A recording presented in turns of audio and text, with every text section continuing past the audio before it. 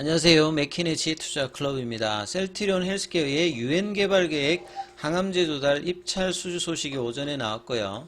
자, FDA에서 얀센의 스텔라라 관련되는 바이오시밀러 암젠의 제품인데요. 이 부분이 이제 미국의 첫 번째로 이제 바이오시밀러로 승인되었다는 소식도 나왔습니다. 이 부분 같이 한번 살펴보도록 하겠습니다. 먼저 차트로 한번 살펴보겠습니다. 셀트리온 같은 경우에는 자사주 매입이 계속되고 있는 상태에서 하락에 대한 어떤 흐름들은 상당히 좀 제한적인 흐름에서 근데 상당에 대한 어떤 상승 흐름도 제한적인 흐름으로 지금 이제 10월 24일에 이제 양봉이 나오고 난 다음에 지금 6일째 이제 5일선 부근에서 플랫형 어떤 흐름들이 이어지고 있는 부분들이 계속되고 있어요. 오늘 같은 경우도 이제 자사주 매입 관련되는 부분들이 진행되고 있는 게 지금 오늘 7일째죠. 오늘도 242,616조가 이제 장중에 신청되어서 오늘 체결이 거의 다 되었습니다. 그래서 이런 어떤 이제 전체 거래량에서 절반이 넘어요, 지금. 그러니까 압도적인 어떤 이제 자사주 매입 기간 동안에 거래량도 이전보다는 늘어났는데 이 거래량의 절반 정도를 자사주 매입을 해주고 있는데 주가는 올라가진 않고 그냥 하방을 조금 이제 방어하는 그리고 이제 이달 중순에 결국 이제 주식매 청구권 관련되는 국민연금의 행사 여부 이게 이제 가장 중요한 이슈인데 좀처럼 15만 원대는 넘어가지 못하는 흐름들을 계속 보여주고 있죠. 자, 오늘도 이제 3분봉으로 좀 살펴보면요. 주가의 흐름들이 아침에 결국은 이제 15만 원대가 가면 이제 좀 저항을 받는 모습들을 오늘도 좀 보여주는 흐름들이었고요. 수급상으로 보시게 되면 프로그램 쪽하고 이제 외국계는 일단 매수세가 오늘 좀 들어왔어요.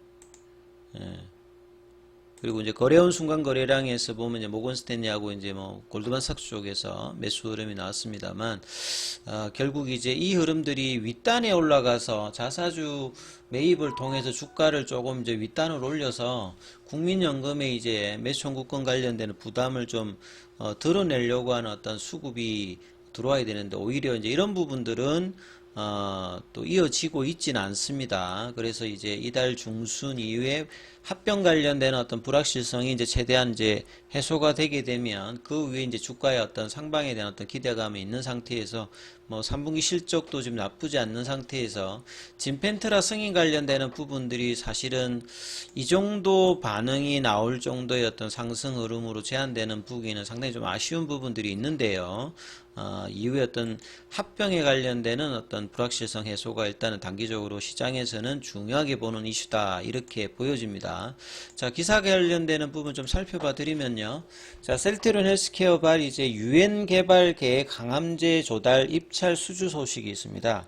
과거에 이제 셀트리온이 이제 그 에이즈 관련되는 부분, 제품 관련되는 부분들이 이제 나오면서 그때도 이제 뭐 유엔 개발 계획 관련되는 부분 공공수주 쪽에서 WHO와 더불어서 여기가 좀 중요하죠. 그래서 이제 이게 이제 유엔 산하 기구잖아요. 유엔 산하 기구로 조금 이제 선진국이 아니라 개발도상국의 어떤 경제적 사회적 개발을 촉진하기 위해서 특별 기금을 좀 조성해서 그러니까 해당 국가에는 좀 수혜가 줄 수 있는데 여기에 이제 공공 조달 관련되는 부분 입찰이라고 보시면 되겠죠. 그래서 셀트리온 헬스케어가 여기도 뭐 아무나 참여하는 게 아니라 자격이 있어야 또 참여할 수 있죠. 그래서 5월달에 유엔제 개발 계획으로부터 이제 항암제 입찰 계획을 전달받아서 참여하고 난 다음에 이제 최근에 이제 수주에 최종 성공했다는 겁니다. 그래서 어떤 거냐면 이제 투룩시마 로슈의 이제 리툭산 관련되는 바이오시밀러 그 다음에 로슈의 이제 베그젤만은 아바스틴 관련되는 바이오시밀러죠. 그래서 리툭산 관련되는 이건 혈액암 쪽이고 뭐 베그젤마 같은 경우에는 여러 암종에 많이 쓰이죠. 뭐 대장암도 쓰이고 그 요 두 가지 이제 바이오시밀러 관련되는 부분이 최종적으로 성공했다. 그래서 이 부분들이 이제 연말에 중앙아시아 국가 투르크메니스탄에 이제 여기에 이제 공급할 계획이다. 이런 내용이라고 보시면 되겠습니다. 그래서 개발도상국 환자를 위해서 의료복지 향상에 기여함으로써 제약바이오 기업의 어떤 본연의 역할도 하면서 이제 상당히 이제 현장에서의 어떤 제품 선호도가 한층 이제 높아질 것이다. 이 유엔 개발 계획의 어떤 항암제 관련되는 부분에서 조달해서 성공해서 이제 기존의 어떤 선진국뿐만 아니라 이런 어떤 개발도상국 관련되는 부분에서도 이 공급을 통해서 제품 선호도는 계속 뭐 높아진다 봐야 되겠죠.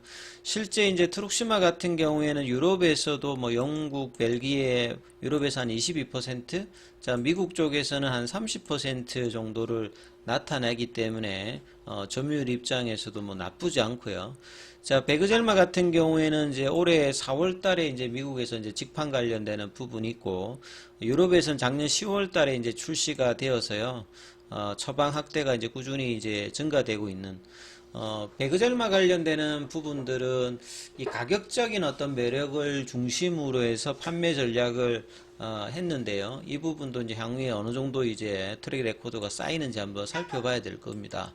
자, 그리고 이제 이번, 유엔 개발 계획 관련되는 이제 수주를 통해서 질병으로 고통받고 있는 가운데 치료제 확보마저 어려운 환자들에게 셀트리온 그룹의 약품을 공급하여 도움을 주게 돼 뜻깊게 뭐 생각한다. 예. 그래서 선진 시장이 이제 주요입니다만 이 개발도상국 환자들을 위해서 최적의 치료제로 자리매김할 거라 확신하면서 더욱 이제 여기도 확대해 나갈 것이다. 이렇게 또 뭐 헬스케어 이제 관계자가 또 이야기를 했습니다. 자, 그 다음에 이제 두 번째 이제 기사는 이제 스텔라라 관련되는 부분이죠. 최근에 이제 이 자가 면역 관련되는 부분에서 제가 좀 설명을 여러 번 좀 했는데요. 요 타겟 관련되는 부분들이 이제 우리 보통 TNF 알파가 대표적이라고 했잖아요. 그래서 요걸 가지고 이제 가장 먼저 나왔던 게 엠브렐이고요. 예, 암제네. 예, 그 다음에 이제 그 존슨앤존슨의 자회사 얀센에서 이제 레미케이드가 나오고, 그 다음에 이제 에브비에서 휴미라가 나왔던 그거, 그 뒤에 이제 뭐 심포니도 나오고 많이 나오거든요. 여기가 이제 주력이고, 그 다음에 이제 TNF 알파뿐만 아니라 타켓이 이제 표적으로 인터루킨이 이제 관련되어서 이제 16이라든지 23을 하는 것이 이제 이 스텔라라거든요.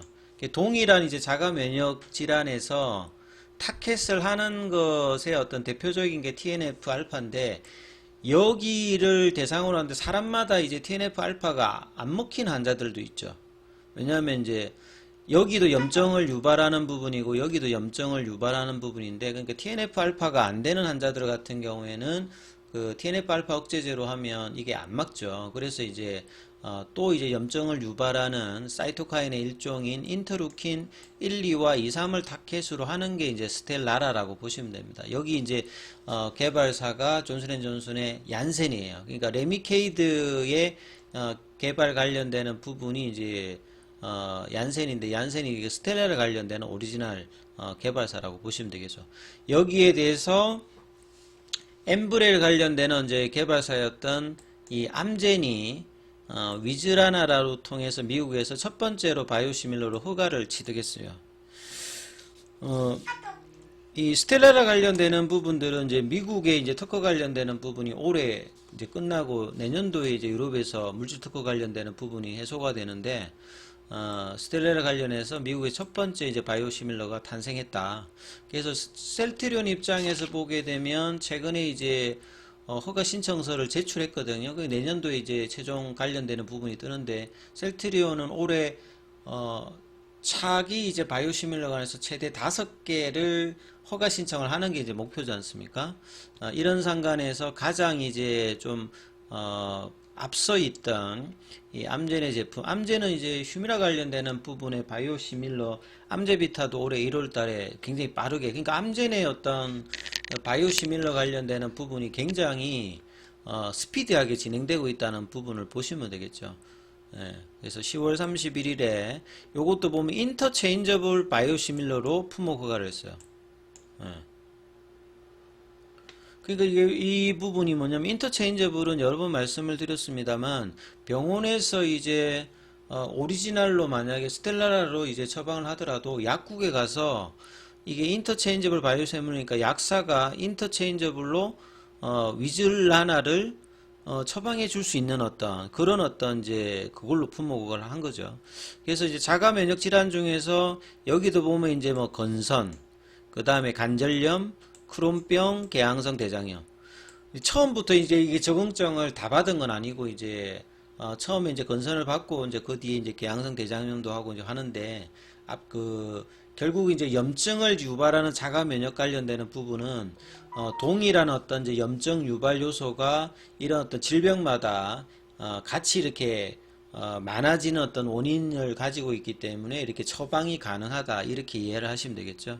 그래서 위즐라나하고 스텔라나에 관련되는 이제 유효성 안전성 관련되는 부분에서 다 입증을 좀 했다라고 봐야 되겠죠. 그래서 스텔라라는 염증 유발 신호 전달 사이토카인. 사이토카인은 쉽게 말해서 이제 T세포나 B세포나 대식세포. 그러니까 이제 혈액 중에 있는 우리 면역 세포들이 내는 어떤 물질인데 이것도 단백질입니다. 예. 단백질 종류가 이제 사이토카인 종류가 뭐 한 150가지 정도가 되는데요. 이 중에서 인터루킨 1, 2나 인터루킨 2, 3을 이제 선택적으로 억제하는 단일 클론 항체라고 봐야 되겠죠.